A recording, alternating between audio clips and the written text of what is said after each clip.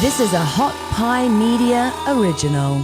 This guy's going to make sense of all of it because I've been lost for a few days. I'm not a big advocate of people getting fired. I think it's usually just about feelings, and it usually doesn't fix itself. But I'm on day 3, I think, of the shock that Mike McCarthy still has a job. And not only does Mike McCarthy still have a job as coaching the Dallas Cowboys, he won't shut up talking about what a terrible experience he had this past weekend.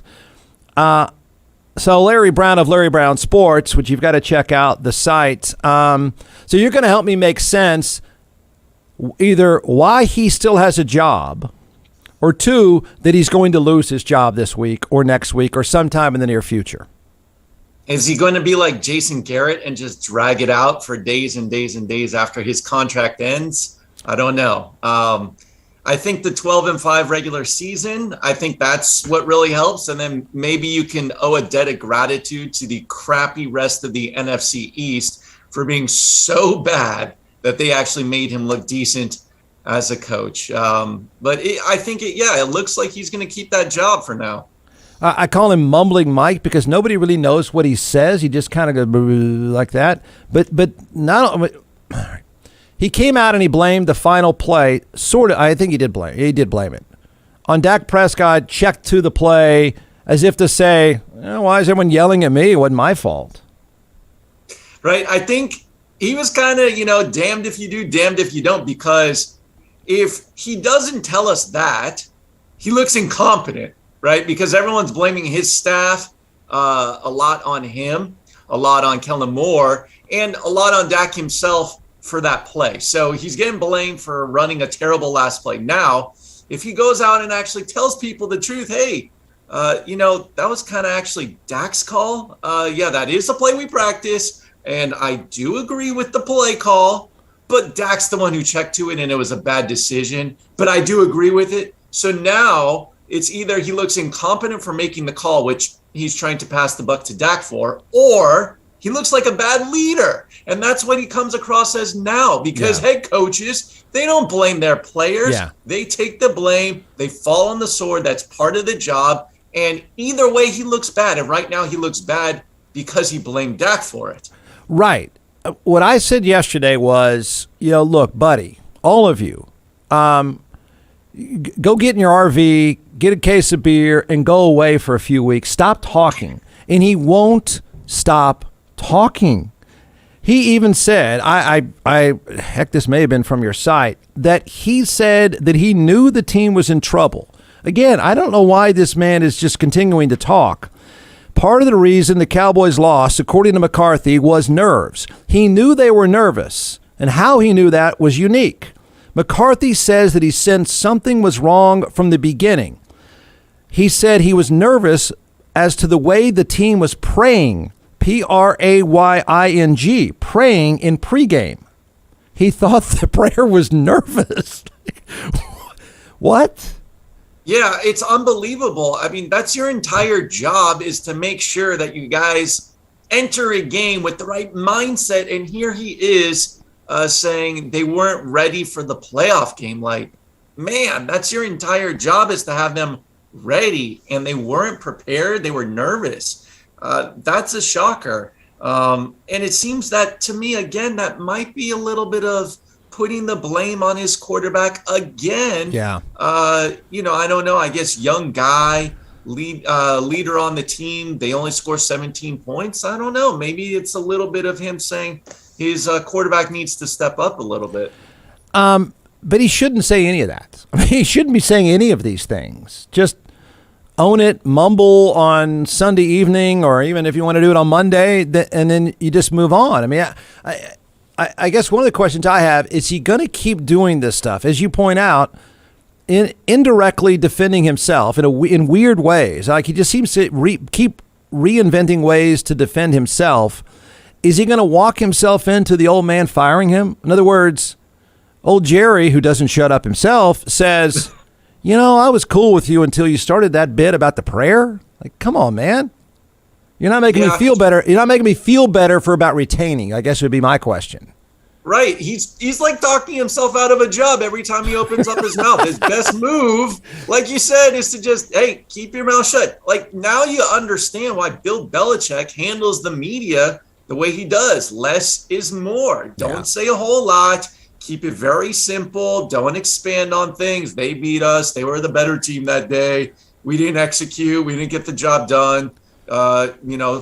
Blame falls on everybody. We got to be better. Like, just stick to that script. Yeah. He'll be fine. But like you said, the more he talks, the more he opens up his mouth, the more he can just upset the fans. And then that upsets ownership. And it just becomes this whole snowball effect. So his best move is to keep quiet. Yeah, and it's not, he's not even doing it in kind of this macro kind of way. Like he's almost Trump-like in his obsession on that last play. Like, everything he says is almost this defense of that last play, which is, of course, maybe you disagree. I find it indefensible. I mean, it is what it is. As you said, they scored 17 points. You lost at home. You were the favorite. You're one and done again. You're a franchise that's won, 3 playoff games since 1995. Instead, he is just drawing a circle around this final play over and over again. I haven't seen anybody so obsessed with finding excuses or defending such a stupid call. Yeah, and that's exactly what he needs to do, is just keep it simple, only have like 1 or 2 like pre-done answers. Stop talking about it so much, stop expanding so much on it, just keep it real simple. We didn't execute, we failed, we didn't do the right thing. But that was a horrendous play call. You heard, I think, Chris Sims, who played in the NFL, he's now an analyst. He said that when they practiced that play call, every coach he's ever been around said you need a minimum of at least 16 seconds, preferably 17 seconds is the cutoff to be able to execute the spike. They did it with 14. So to run that far, not get down earlier, I mean, it was just all over the place. It was a poor play call. And of course, that's why everybody's obsessing over it. They shouldn't have done it. And if they were going to do it, you have to slide earlier. Even still, you can't put the game in the hands of the referees. It was that bad of a play call, that incompetent. But his best move, stop talking about it and just find one answer. We didn't execute the way we were supposed to. And just stick to that script. Yeah, you got beat. I mean, you scored 17. I mean, everyone acts as if, they got screwed over by the refs. What do you mean? You scored 17 at home, and which is bad enough. You scored 17 when the guy who owned the game for the 49ers, Joey Bosa, was owning them, and he got hurt. So you really have no excuse when the best player on the field is off with a concussion from mid-second quarter on. Yeah, they did not play well. I can't believe how slow and how flat that offense was to start the game. And I think Troy Aikman said it too, and he made a very good point. Why wasn't CeeDee Lamb more involved in the game? You just didn't see anything happening with him. There were a lot of problems, and they just came out so flat. It wasn't until the very end when they were down, I think, 23 to 7 or right around there, that they started to get going. And I actually commended one thing that McCarthy did well, and that was they had a 4th down situation, I think maybe a 4th and 7. And at that point, you're down as much as they were, that maybe they should go for it. But he took the field goal, and then they got the stop. I think they got a turnover, and they were right back in the game because they scored the touchdown after that. Now, all of a sudden, it's 23-17. You got yourself a game. So I thought that was a good, smart coaching move, and he was keeping them in the game incrementally, but there was just no excuse for coming out so flat, and then at the end for the final play call. It's funny about the Cowboys and Jerry Jones, that Mike McCarthy was viewed, myself included, was viewed as a safe, non-flamboyant, old school. It was like, one of the things that, of course, Jones has become kind of a joke himself, but you almost got this feeling, man, the old man is no longer into the pizzazz. He just wants to take the game and make it simple. He hired a simple guy who's been around forever. I mean, McCarthy wasn't, I don't know he was ever viewed as this doofus that he's become now. No, he definitely was not. I think it really took a lot of Aaron Rodgers saying stuff, or at least reports leaking through the media about Rodgers not being happy with McCarthy and giving examples of how he thought McCarthy was limiting him offensively, that really started to play out. And then, of course, you have McCarthy's game management, some of his decisions late in games. I mean, the more that stuff just went on, people just started to see, like, this guy is not that good of a head coach. He's not that good of a tactician.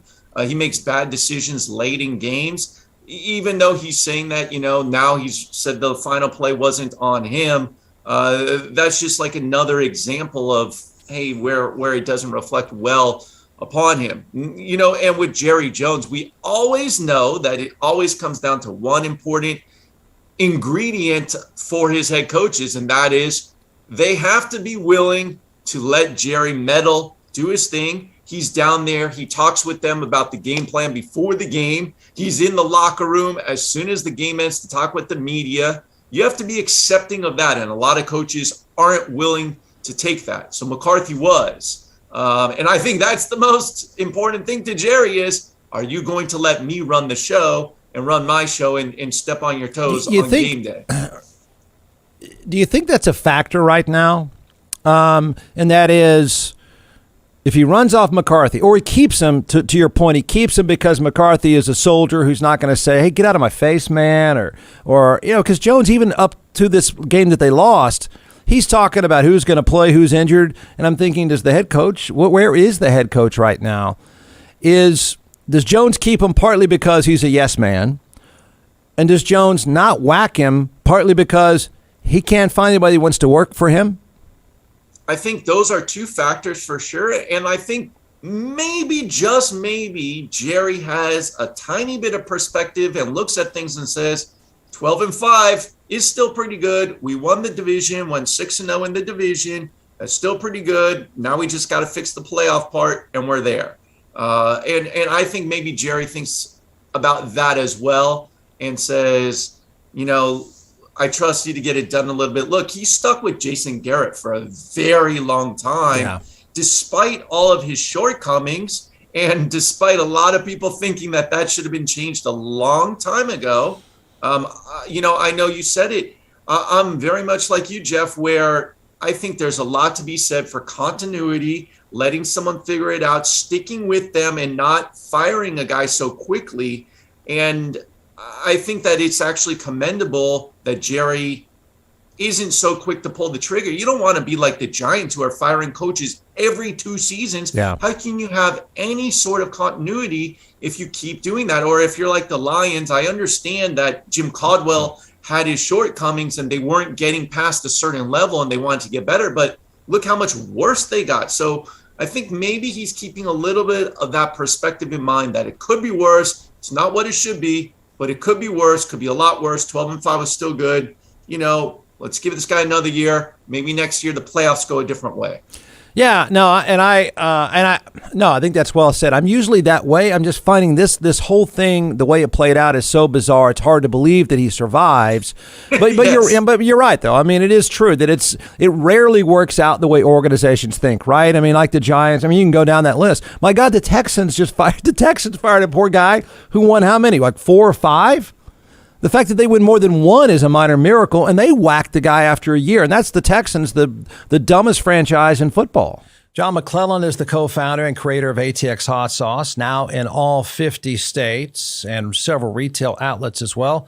So what we're going to do today is we're going to let this social media rock star chef walk us through 4 different sauces, and then I'll taste, and we'll tell everyone why they should buy. You can give the science behind these, and then I'll make the simple recommendation. Go to atxhotsauce.com. All right, I don't think anybody's heard the website. Yeah, I know. About you, Jeff, but it is atxhotsauce.com. I'll say I got that one right. 45 times, atxhotsauce.com. So let's do it. I brought 4 flavors here, and we're going to test your palate today. Okay. And I only brought 4 because I didn't think you could handle 5 or 6.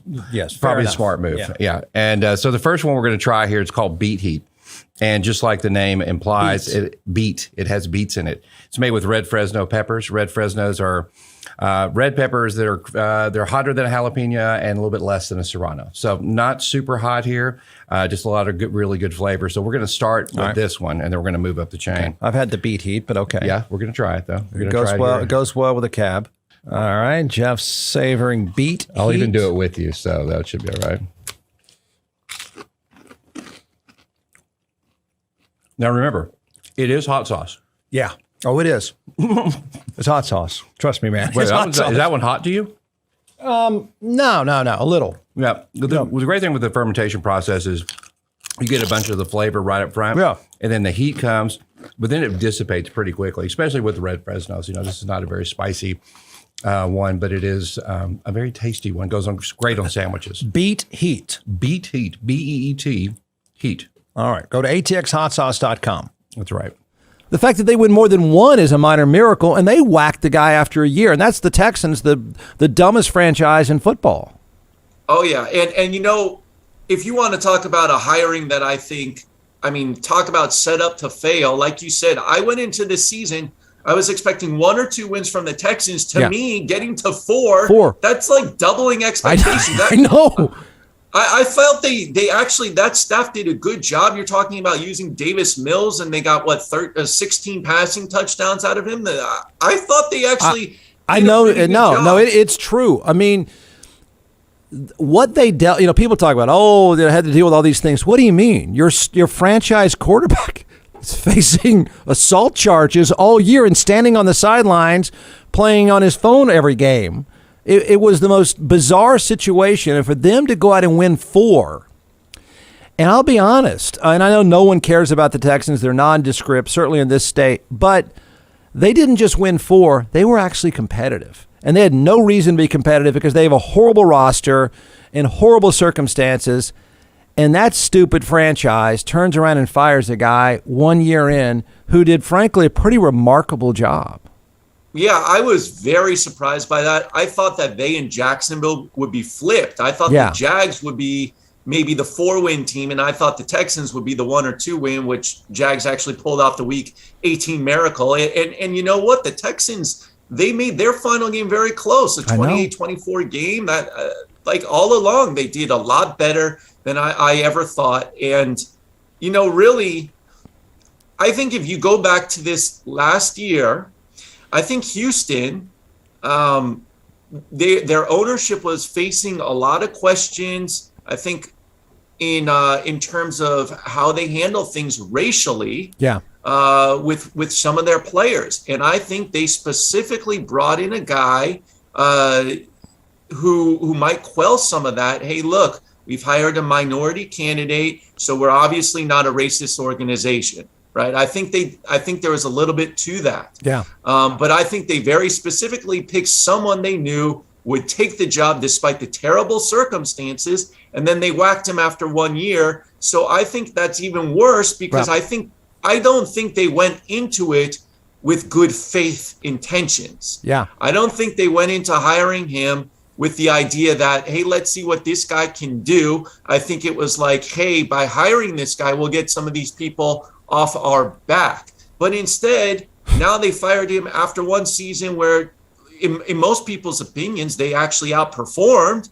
Hard to believe for a 4-win team, but they did. And now they look bad because they didn't give him an opportunity. Yeah, no, it's well said. And I just think because people have laughed at the Texans so much for good reason. It's horrible ownership. You're right. What people don't realize is there were players saying some pretty awful things about management there. They hired a veteran coach who happened to be black, and then they turned around when he did a masterful job, kept the place calm. The Texans had a season in which there was as little controversy as any time I can remember in a number of years. And this is the entire time where their star player, I mean, Deshaun Watson is one of the 5 best young quarterbacks in football, and he's facing sex assault charges and hanging around the sidelines, and they still kept that organization quiet and buttoned down. And then you fire the guy for what? It wasn't just a masterful football coaching job. that team was managed really well to just stay in your lane. Let's not get crazy this year. Let's don't act foolish. And then they fired him. No, that's an outstanding point. And I thought the exact same thing. You look at the Jaguars, all the drama that they had with Urban Meyer, they were a total joke this season. I mean, the Browns always get picked on. They're always having problems. You had the Washington football team with a fight on the sidelines. You had Joe Judge getting picked on in New York constantly and people scrutinizing every press conference. And there was nothing coming out of the Houston organization despite them having a bad season. Like you said, I thought that was a very good sign that, hey, the players aren't leaking, coaches aren't leaking stuff, and also the front office too. It seemed to me that they actually had a professional, I think the right word, a professional organization going on, which is a good reflection on actually all parties, including coaching, which works in both directions, managing up to the front office and down with the players. I thought, just like you said, I thought they outperformed expectations and it was a good coaching job. Relative. I know. I mean, right. But I mean, given the circumstances, that man took over a job with the worst circumstances. I mean, I think the worst circumstances in the NFL. Terrible franchise. The good players have all left. They've bailed. You have the allegation of a racist ownership group, which is death anywhere, but certainly death in pro football. And oh, by the way, the mega star quarterback has 21 sex assault charges facing him, and and you're hiding him at practice. And it was managed perfectly and quietly. And so now all of a sudden, to your point, you did have players alleging that ownership was at best insensitive, at best. Now you fired the black guy who did a good job. It makes it look worse. Exactly. I think, and to me, look, it's my suspicion. It's not, I can't say 100% that they did this, but it was my suspicion that they made a token hire to try and quiet some of that noise. And I think they did that I don't think they did that with the best of intentions. I think they did it specifically to quiet people who had those accusations. And I think they knew, like, we're going to be terrible this year. So while we're terrible, let's give this guy a chance so that we'll kill two birds with one stone. We get a good draft pick while also showing and proving people that we're not a racist organization because, look, we just hired a minority coach. But then you go out and fire the guy after 1 year. It makes you look much worse. And so you're not winning, and you just undo and defeat exactly whatever you were trying to accomplish. His name is David Cuddley, for 99 out of 100 people that have no idea. And I'm telling you, you could make an argument. He's the coach of the year. I mean, I can make an argument. We were making a compelling argument that if you're just measuring someone on an overall quality management move, he did better than anyone in the NFL this year. He did do a good job. They surprised me.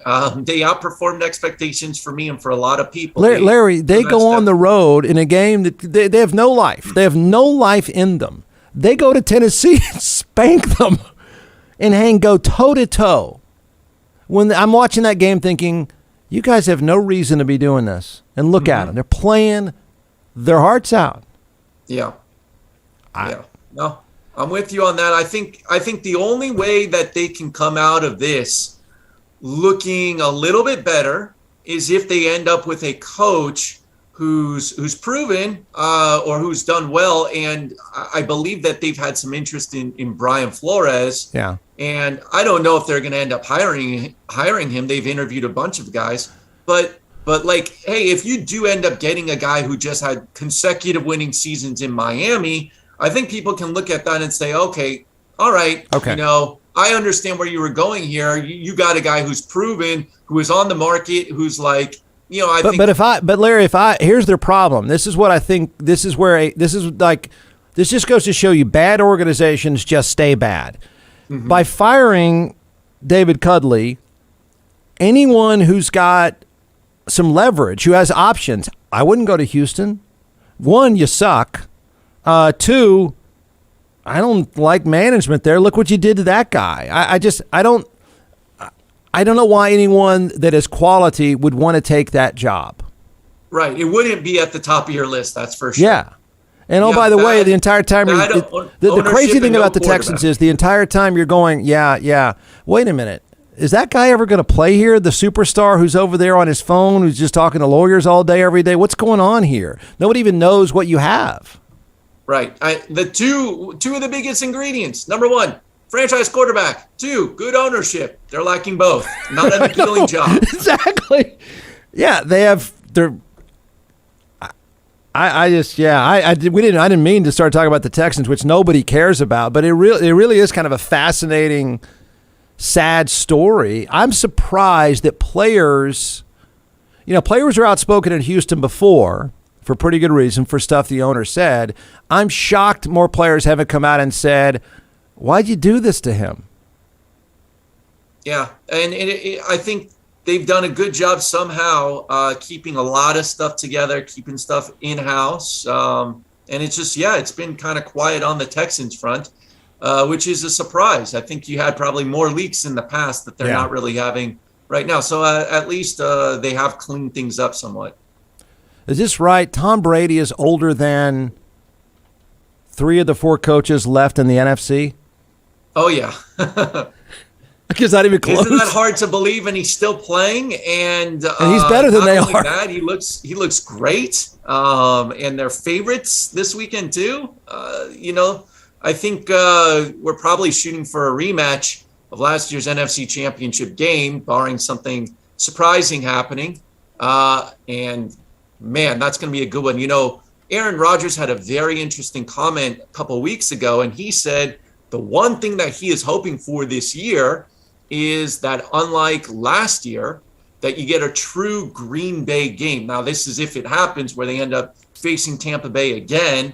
He's hoping for a true Green Bay game where it's got terrible elements, a lot of cold, and make Tom Brady uncomfortable once again. Brady has all that experience from New England, but, he's been softened up by playing in Florida.